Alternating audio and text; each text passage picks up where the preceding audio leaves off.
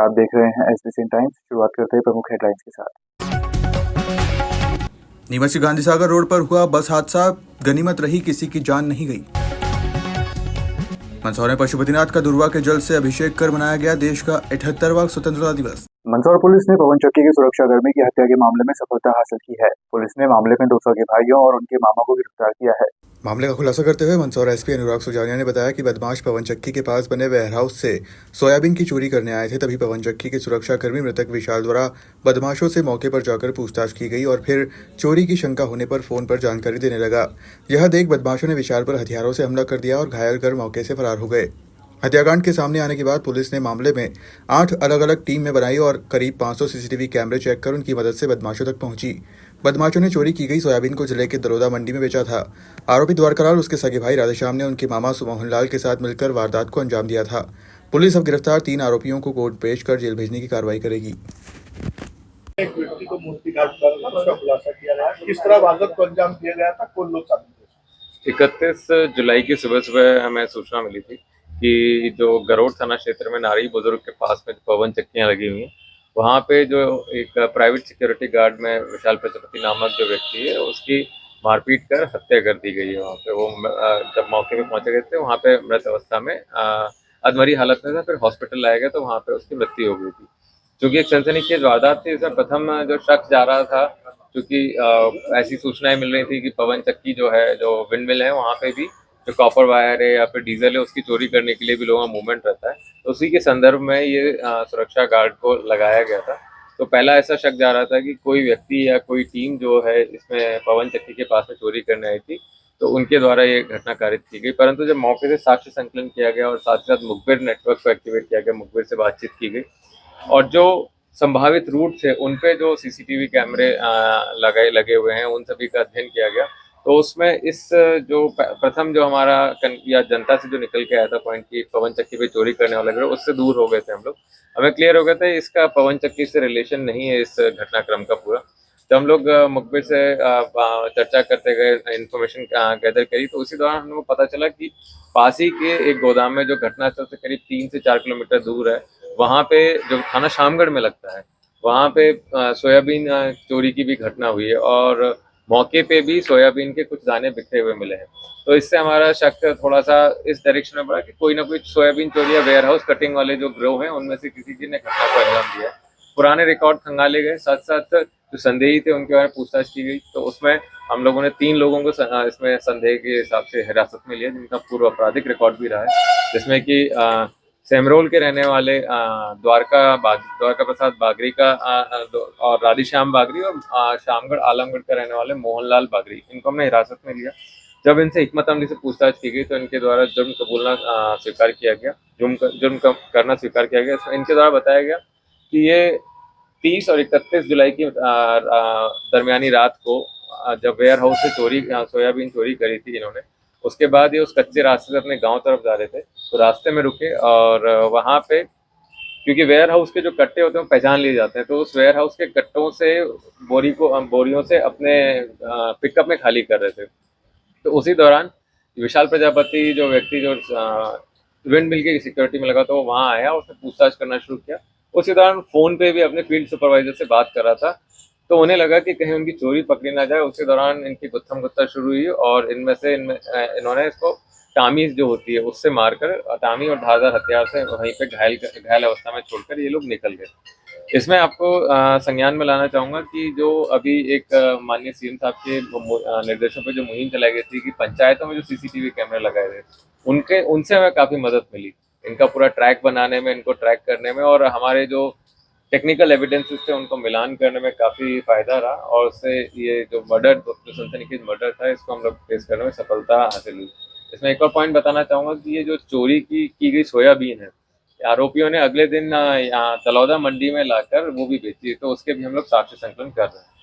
जय आदिवासी युवा शक्ति संगठन जयस के बैनर तले बड़ी संख्या में जिले के विभिन्न स्थानों से आए आदिवासी समाज के लोग अर्धनग्न होकर नीमच कलेक्टर कार्यालय पर पहुंचे, जहां उन्होंने नारेबाजी करते हुए कलेक्टर के नाम एक ज्ञापन दिया। ज्ञापन के माध्यम से बताया कि जिले के जिरन क्षेत्र आने वाले गांव हरवार में गत दिनों आदिवासी समाज और अन्य समाज में जमीन पर साइन बोर्ड लगाने को लेकर विवाद सामने आया था, जिसे पुलिस और प्रशासन के द्वारा हटा दिया गया था। बोर्ड आदिवासी समाज ने अपने महापुरुष राणा पुंजा भील के नाम से शासकीय भूमि पर लगाया था। उक्त बोर्ड हटाए जाने से आदिवासी समाज में आक्रोश है। आदिवासी समाज का कहना है कि बोर्ड हटाने से पहले ना तो समाजजनों को सूचित किया गया, ना ही किसी तरह का नोटिस दिया गया। इससे पहले बड़ी संख्या में जिले के विभिन्न स्थानों से आए आदिवासी समाज के लोग शहर के अंबेडकर प्रतिमा स्थल पर एकत्रित हुए। यहां से रैली के रूप में नारेबाजी करते हुए कलेक्ट्रेट पहुंचे। यहां एसडीएम ममता खेड़े को कलेक्टर के नाम ज्ञापन दिया गया। संगठन ने चेतावनी दी है कि यदि पुनः उक्त साइन बोर्ड स्थापित नहीं किया जाता तो वे आगे आंदोलन करेंगे। जैस संगठन और भीम आर्मी और भील प्रदेश के कई कार्यकर्ता इस आंदोलन और इस ज्ञापन में पधारे हैं। इसका मुख्य उद्देश्य यही है कि जिस प्रकार देश में जब संकट था, जब राजस्थान में संकट था, तब हमारे पुरखों ने बलिदान दिए। उस बलिदान की बदौलत आज मेवाड़ सुरक्षित था। उस बलिदान के बाद मेवाड़ सुरक्षित हुआ। आज उसी महापुरुष की जब एक प्रतिमा वहाँ सिन बोर्ड लगाया गया तो किसी असामाजिक तत्वों द्वारा उसे निकालकर उसमें घेती से काना कर दिया गया एवं उस पर लातें मारी गई, जिससे पूरे देश के आदिवासियों की सम्मान को ठेस पहुंची है। जिसको लेकर हम लोग कलेक्टर कार्यालय में आए हैं और यहाँ के प्रशासन को हम लोग कहना चाहते हैं कि अगर इस प्रकार की कोई भी, भले वो शासन हो प्रशासन हो, उसमें भी गैर जिम्मेदार जो अधिकारी हैं उन पर वैधानिक कार्रवाई जाए और निलंबन की कार्रवाई की जाए। अगर समुदाय ने बिना परमिशन के अगर बोर्ड लगाया था तो शासन की भी जिम्मेदारी है कि उस बोर्ड को उखाड़ने से पहले नोटिस दिया जाना चाहिए था। यहाँ जो लोग बैठे हैं वो कहीं ना कहीं ग्राम सभा, रूढ़िगत ग्राम सभा से भी हैं। आर्टिकल 13(3) यह कहता है कि बिना परमिशन के टीआई, तहसीलदार, कलेक्टर हमारे गांव में इंटर नहीं कर सकता, घुस नहीं सकता। तो फिर आप हमारे इलाके में किस प्रकार घुस रहे हैं ये हमें बताइए। और आपकी जो 99 साल की जो लीज है, जो सरकार ने 99 साल की लीज ली थी, वो आपकी लीज खत्म हो गई है। अगर लीज रिन्यू कराई है तो दस्तावेज उपलब्ध कराए। हम लोग शासन प्रशासन से कहना चाह रहे हैं, अगर आप दस्तावेजी पर बात करना चाहते हैं तो हम दस्तावेजी पे बात करने के लिए तैयार हैं।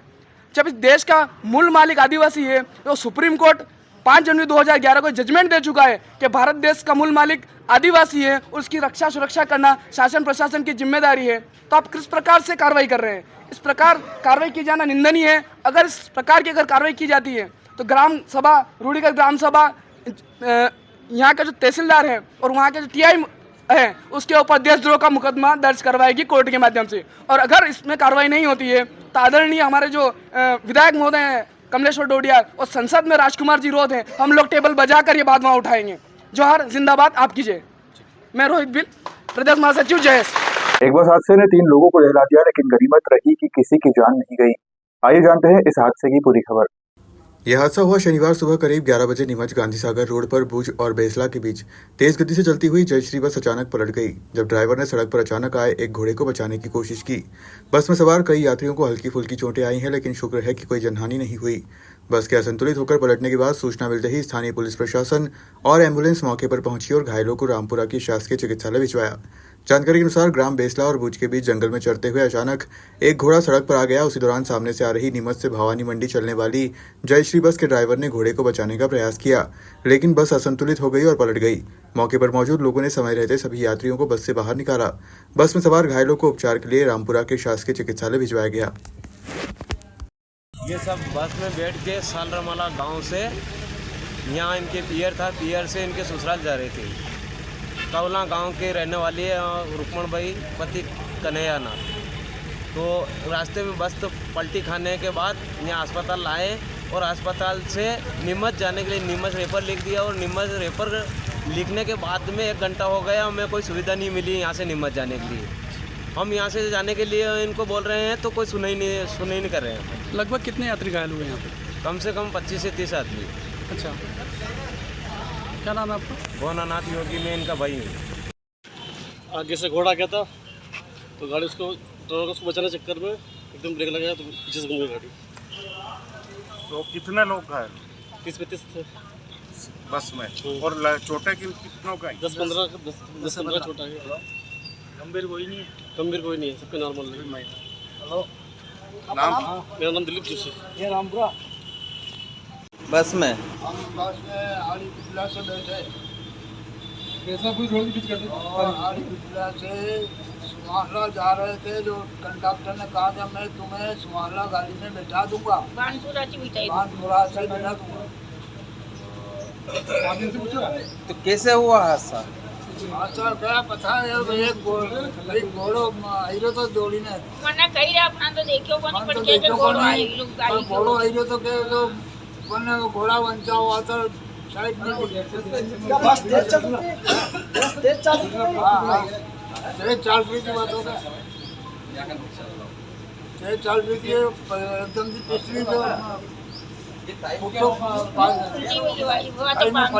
પાંચથી વાળાની વહી કે નહીં તો હોતી જવી જાતી તો કોઈ જ નહીં વાંચતો શંભર कतरा के लोग सवारी આખી બસ ફરી છે ફૂલ ઊભા था મને તો ऊबा भी था कम से कम मतलब 40-45 80 सवारियाँ तो बैठी थी वो बाकी खड़ी थी। आपको नाम? बाबूलाल। श्रावण मास की कृष्ण पक्ष की चतुर्दशी पर आजादी का पर्व भगवान पशुपतिनाथ महादेव के गर्भगृह में मंत्रोच्चार के साथ मनाया जाता है। कई सालों से ज्योतिष व कर्मकांड द्वारा भारत को बुरी ताकतों से बचाने के लिए दुर्गाभिषेक किया जाता है। शनिवार को यह पर्व मनाया गया। देश भर में स्वतंत्रता दिवस 15 अगस्त को मनाया जाएगा, लेकिन मंदसौर में अष्टमुखी भगवान पशुपतिनाथ महादेव मंदिर में 41 दिन पहले ही शनिवार को देश का 78वां स्वतंत्रता दिवस मनाया गया। मंदिर में प्रतिवर्ष हिंदी तिथि के अनुसार स्वतंत्रता दिवस मनाया जाता है। मंदसौर की संस्था ज्योतिष व कर्मकांड परिषद 1985 से इस आयोजन को करती आ रही है। ज्योतिष व कर्मकांड परिषद के पंडित उमेश जोशी ने बताया कि 15 अगस्त 1947 को श्रावण माह के कृष्ण पक्ष की चतुर्दशी के दिन देश को आजादी मिली थी। इसके बाद सन 1985 से भगवान पशुपतिनाथ मंदिर में हरियाली अमावस्या के दिन एक पहले श्रावण माह की चतुर्दशी को स्वतंत्रता दिवस मनाया जाता है। इस दिन भगवान अष्टमुखी महादेव का दुर्वा व जल से अभिषेक कर राष्ट्रोन्नति की कामना की जाती है। पंडित जोशी ने बताया कि दुर्वा के जल से सामूहिक रूप से महादेव का अभिषेक करने से विपत्तियों का नाश होता है और देश प्रगति करता है। सकल विश्व में सकारात्मकता का प्रभाव बढ़े और सभी प्राणी भूख, भय और भ्रष्टाचार के भय से मुक्त होकर परस्पर मित्र भाव से रहे, ऐसी प्रार्थना भगवान पशुपतिनाथ से की गई। ये सारा आयोजन आमजन की सहभागिता से संपन्न किया जाता है। इस दौरान एनसीसी कैडेट्स द्वारा भगवान पशुपतिनाथ को गार्ड ऑफ ऑनर भी दिया गया। हिंदू तिथि के अनुसार देश की स्वतंत्र पर्व को लेकर भक्तों में भी उत्साह देखा गया। यहाँ भगवान पशुपतिनाथ के भक्त हाथों में तिरंगा लेकर पहुंचे और पशुपतिनाथ मंदिर गर्भगृह में तिरंगा लहराकर हिंदू तिथि के हिसाब से देश की आजादी का पर्व मनाया। रविंद्र पांडे।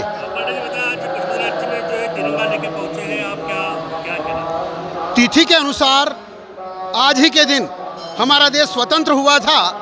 श्रावण चतुर्दशी के दिन हमारा देश स्वतंत्र हुआ था, इसलिए हिंदुत्व ही राष्ट्रीयत्व है और राष्ट्रीयत्व ही हिंदुत्व है। हम राष्ट्र देवता की पूजा करते हैं, इसलिए आज आध्यात्मिक देवता भगवान पशुपतिनाथ और की पूजा हमने एक साथ की है। दुर्वा से अभिषेक किया है।